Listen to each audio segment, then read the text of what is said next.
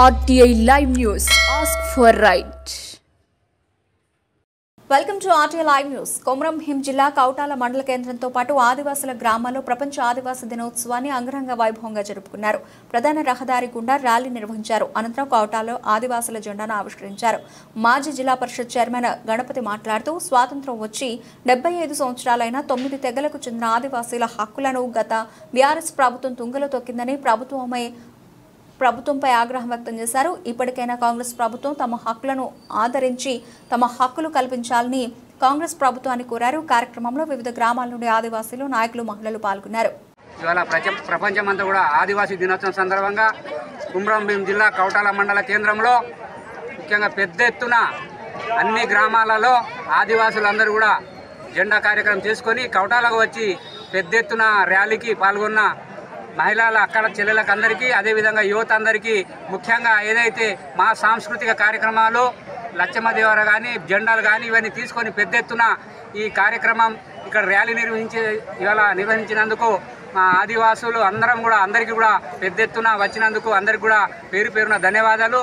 ముఖ్యంగా ప్రభుత్వానికి కూడా ఈ సందర్భంగా విన్నపం చేయడం అవసరం ఉంది. కాబట్టి ఏదైతే స్వతంత్రం వచ్చి 75 సంవత్సరాలు అయినప్పటికీ ఇప్పటివరకు కూడా ఆదివాసులు 9 తెగలకు సంబంధించిన ఆదివాసులు ఏదైతే ఎన్నికలకు ఏ ప్రభుత్వాలు వచ్చినా ఎన్నికల్లో వాడుకోవడం, ఎన్నికలైన తర్వాత ముఖ్యంగా మా ఆదివాసుల గురించి పట్టించుకున్న దాఖలాలు లేవు. ఎందుకంటే ఈ విషయం ఎందుకు చెప్తున్నా అంటే గత 10 సంవత్సరాలలో ముఖ్యంగా ఇప్పుడున్న ప్రభుత్వం కాంగ్రెస్ ప్రభుత్వం, గతంలో కాంగ్రెస్ ప్రభుత్వం ఏదైతే ఆదివాసులను గుర్తించి ఏదైతే 1/70 కావచ్చు, ఐటీడీఎల్ కావచ్చు నిర్మాణం చేయడం జరిగింది. ఐటీడీఎల్ ద్వారా బ్యాక్లాగ్ పోస్టులు కానీ అదేవిధంగా నిరుద్యోగులకు అన్ని ఏదైనా డెవలప్ కావడానికి ఆస్కారం ఉండేది.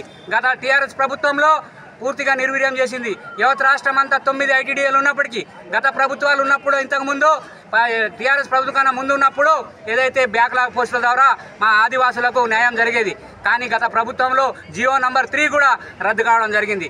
ఇప్పుడు ప్రజాపాలన కాంగ్రెస్ పార్టీ వచ్చింది కాబట్టి తప్పకుండా ఈ ప్రభుత్వాన్ని మేము విజ్ఞప్తి చేస్తున్నాం. ముఖ్యంగా మా ఉమ్మడి జిల్లాకు సీతక్క గారు మినిస్టర్ ఉన్నారు కాబట్టి తప్పకుండా మా ఆదివాసులను గుర్తించి తప్పకుండా గతంలో ఏదైతే ఆదివాసులకు 1/70 కావచ్చు, ఏజెన్సీ ఏరియాలో ఏదైతే ఆదివాసులకు హక్కులు ఉండేనో ఆ హక్కులను కూడా తప్పకుండా పునరుద్ధరించి తప్పకుండా ఆదివాసులకు న్యాయం చేయవలసిన అవసరం ఉందని కూడా ఇవాళ ఆదివాసీ దినోత్సవం సందర్భంగా మేమందరం ఆదివాసులను కూడా ప్రభుత్వాన్ని విజ్ఞప్తి చేస్తున్నాం. అంతేకాకుండా గతంలో కాంగ్రెస్ హయాంలో 2006 చట్టం ద్వారా ఆదివాసులకు అందరికీ ఉమ్మడి ఆదిలాబాద్ జిల్లా కాకుండా యావత్ రాష్ట్రం అంతా కూడా అటవీ హక్కు పత్రాలు ఇవ్వడం జరిగింది.